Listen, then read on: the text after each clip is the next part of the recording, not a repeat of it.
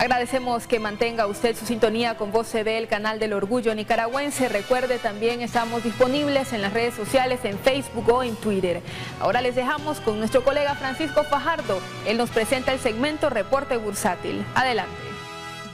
Hola, ¿qué tal Jennifer y amigos televidentes? Gracias por acompañarnos en el segmento Reporte Bursátil. Esta noche hablaremos sobre el cierre de mercados y el comportamiento de dos commodities que participan en la economía nicaragüense. Hablamos de crudo y café. Para ampliar este tema nos acompaña Raúl Amador, expertos en mercados internacionales.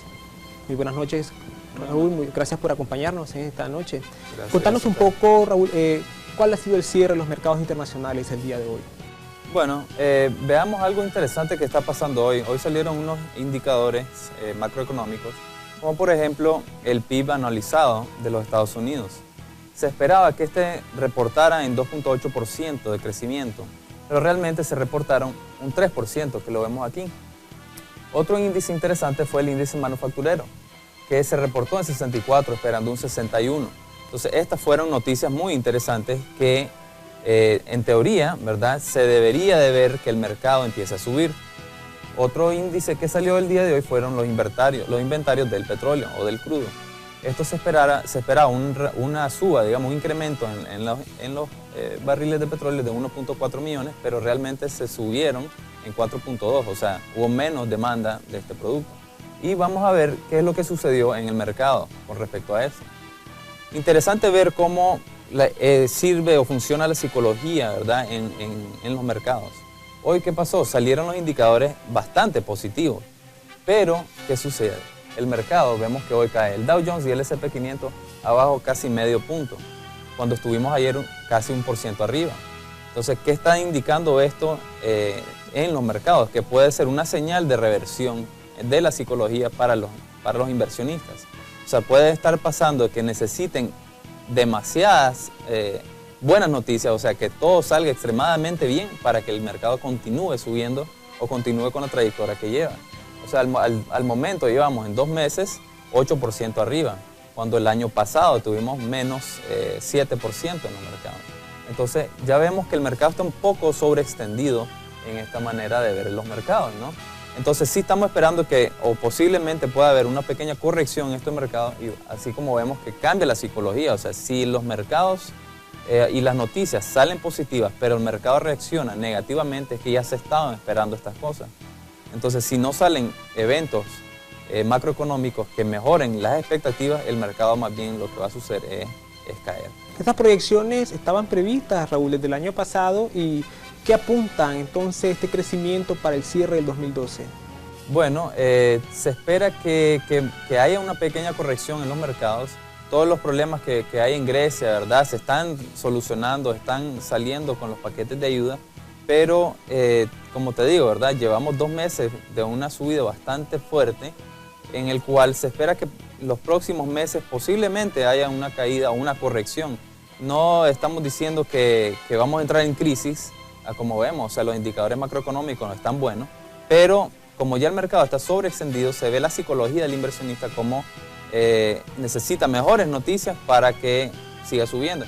Ahora en el crudo, contanos un poco cuál ha sido la situación en este rubro. Cada fin de semana, en específico en Nicaragua, se ve un crecimiento en el precio del crudo. ¿Qué apuntan los mercados internacionales? Sí, bueno, podemos ver el precio del petróleo en este caso de esta gráfica, y vemos cómo ha venido subiendo desde septiembre del año pasado, ha traído una trayectoria hacia el alza. Se ha visto bastante demanda de parte de China, pero últimamente lo que ha sucedido en los últimos 2 meses ha sido las tensiones que hay entre Irán y el resto del mundo prácticamente, ¿verdad? O sea, Irán, o más bien Europa, ya no le está comprando petróleo a Irán. Entonces hicieron un embargo de su petróleo, en el cual están buscando el petróleo en otros lados. Entonces estas tensiones están hablando de hasta guerras, posibles guerras que puedan haber entre Irán y algunos otros países cercanos. Irán tiene el control, ¿verdad?, del estrecho de Hormuz, que controla prácticamente el 60% del petróleo que se pasa a nivel del mundo, ¿verdad? ¿Pueden ser especulaciones entonces? Bueno, tan buena pregunta. Realmente lo que estamos viendo es que, como se ha visto una real demanda en los mercados del petróleo, ha visto este incremento. La gente especulativa o los fondos que entraron a comprar la semana pasada prácticamente, realmente son ellos los que están manteniendo el techo en este precio. O sea, si no tuviéramos los especuladores en el mercado, los precios estarían más bien cerca de los $120. Entonces, más bien, esa digamos, falta o más bien, ¿cómo te pongo? Que la gente piensa que los especuladores son los que hacen el incremento en los precios, ahí estamos viendo más bien que en este caso nos están ayudando. O sea, más bien los especuladores que entraron a vender sus posiciones en el mercado son los que están manteniendo los precios. Y es más, y hoy vimos que se regresaron, o sea, los precios llegaron a 110 y al día de hoy están en 106. Entonces, por el momento nos están ayudando. Pero no puede ser variable a cómo puede subir en los próximos días, puede bajar ese... Así es, la tendencia por el momento es alcista, ¿verdad? Si logran contener todas las tensiones en Irán, sí vamos a ver una caída drástica en los precios del petróleo, pero por el momento más bien estamos viendo que posiblemente se regrese a los 102 como un nivel soporte técnico y de ahí vuelva a agarrar un ritmo alcista.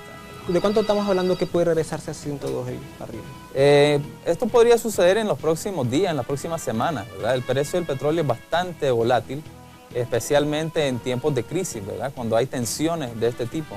Lo vimos en el caso de Egipto, lo vimos en casos de Nigeria, cuando entran bandidos, ¿verdad? A quemar pozos petroleros y estas cosas. Entonces, en esos casos el petróleo se vuelve bastante dramática, digamos, la volatilidad. Y eso es lo que está sucediendo ahorita. Vimos este incremento espectacular que tuvo desde el año pasado, lleva casi un 50% de subida, ¿verdad? Ok, pasemos a otro rubro, el café, un producto bastante importante en Nicaragua en temas de exportación. Estuvo a $300 aproximadamente el quintal del café, ahora existe una baja. ¿A qué se debe ese fenómeno? Sí, bueno, igual, se especulaba que eran los especuladores más bien, ¿verdad? Pero lo que se estaba viendo es que a finales o a mediados del año pasado fue cuando el precio del petróleo llegó a 300. ¿Qué sucede en este momento? Salen noticias de parte de Brasil que viene el próximo año con cosechas récord. Entonces, en la oferta y la demanda es lo que mueve los mercados realmente, ¿verdad? Entonces, si uno tiene una sobreoferta, que es lo que se especula que va a pasar en el próximo año, entonces vas a tener una caída en los precios.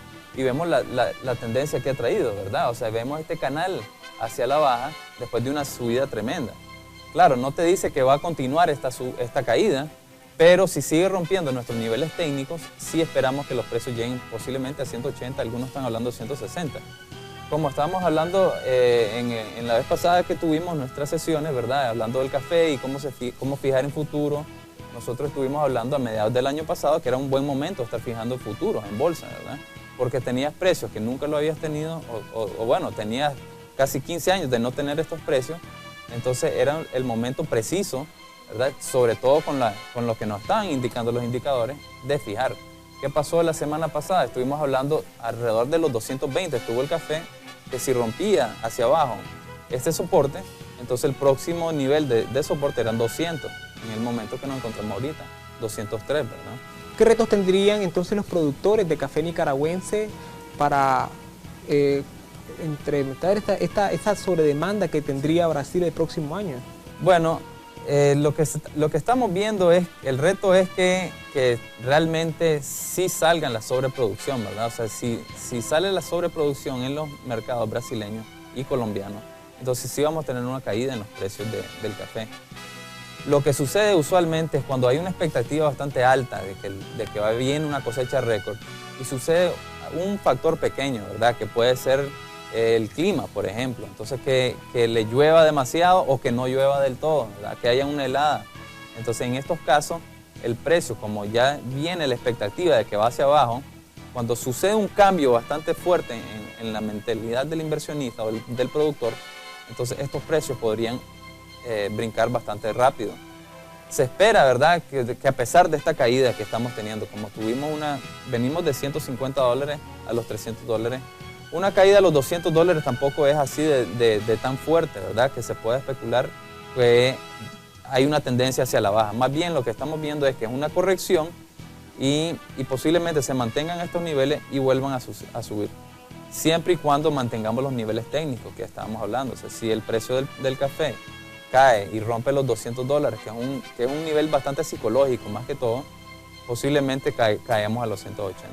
Para terminar, Raúl, contanos un poco, todas estas explicaciones que nos diste estaban dentro del marco de expectativas en el mercado internacional. Se preveía un incremento en el precio del petróleo, ahora hay una baja en el quintal de café. ¿Todo eso estaba especulado dentro de las expectativas económicas? Sí, bueno, sí, ¿verdad? Se venía hablando del precio del petróleo, que los promedios iban a, digamos, el promedio de este año se esperaba que subiera de 93 de promedio, digamos, que se esperaba antes, a 96 este año, para el 2012. El café se espera que se mantenga en 200 y esto ayuda, ¿verdad?, un poco a los mercados. O sea, el problema son las volatilidades. Entonces, lo mejor, digamos, para lo que es el inversionista es estar cubierto, ¿verdad? Apegarse a sus asesores financieros y que ellos les digan y les enseñen, digamos, qué puede estar pasando en los mercados, qué están diciendo los indicadores. Sacar un poco la emoción del juego, ¿verdad? Porque la emoción es lo que ha medio hecho que la gente pierda plata, porque el indicador te está diciendo una cosa y tus emociones te dice quiero seguir comprando cuando deberías de estar vendiendo, o quiero salirme de esta posición cuando debería de comprar más bien, ¿verdad? Entonces, esos son factores que afectan estos mercados. Raúl Amador, experto en mercados internacionales, muchas gracias por habernos acompañado esta noche. Ustedes, amigos televidentes, también un placer haberles presentado este segmento Reporte Bursátil. Hacemos una breve pausa comercial, volvemos enseguida.